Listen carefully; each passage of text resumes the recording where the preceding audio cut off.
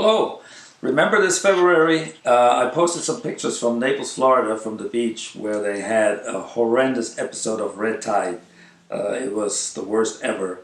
Lots of people were sick. You couldn't be at the beach, and there were thousands and thousands of dead fish everywhere. It was awful. So we were there. Remember, I posted the picture collecting with a wet paper towel, collecting some air samples of these algae. Right? It's an algae. Red tide is an algae, toxic algae. And here it is. We brought it back home. And in the meantime, we have digitized the essential frequency of that algae that we captured on that red paper towel. And it's in the software. It's going to be released as an update soon, in the fall or so. Okay, so you can do this also. You can do this yourself with any kind of substance like this that is not, that is individual and or new or not in the software. Your basement, your kitchen floor, your bedroom corners with dust and mold and stuff like that. So here's how you do it. So for importing frequencies or measuring items on your interface box, here's the procedure you go through. You can skip calibration for this particular application. Okay, we want to go to the body Biofield. If you do calibration, let's say by accident, or if you want to do some other things afterwards, like a scan, like if you wanted to scan your database here, you have to calibrate first. But for just importing frequencies, you do not have to do that. So you come to the body Biofield. You come to the Biofield page, and we're working in this personal database section. So this is the procedure to import frequencies into a Biofield panel. So before you get started, what you want to do is make sure you unplug everything except the computer, of course, from the box. Okay, so you're going to lose some of these lights here, so don't worry about that. But the harness has to be unplugged. Okay, next, you want to click on Import, and in the first step, the interface plate will be cleaned, okay, digitally cleaned. So any frequency will be neutralized. So don't put the sample on there yet. Now you're clicking on Import. Okay, so step number one, give your item a name.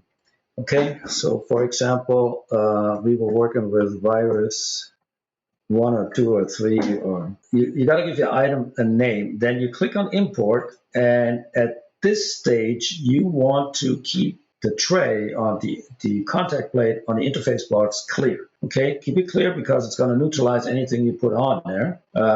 Click OK, and you'll see the lights flashing, and it's calibrating, meaning it's clearing the tray of any aberrant frequencies that may hang out there. So step number 2 is place your sample on the box and click Import. So now the antenna underneath this plate is going to measure the energy of the sample here, which happens to be red tide, and digitize it and put it on your screen. So what you also can do is, any kind of sample. So when Corona 3 comes around in 2025 or whenever, take a swab a sample from your first patients that's sick with this unknown disease yet, and a buccal swab, and put it on a slide and put it right on this interface box and give it a name, coronavirus 3, and you'll be the first one to have the frequency of this new epidemic. And you can do that with any sample or any bodily fluid or any wherever you suspect that pathogen or something could be contained. It will digitize that frequency and you'll have the original frequency. Now you put your sample on. This is step 2. Put your sample onto the interface box and the contact plate. And now you put your sample on. And once it's on there, click OK, and it will measure the frequency and digitize it and store it in your database here. And now it's measuring and digitizing, and there it is in your database.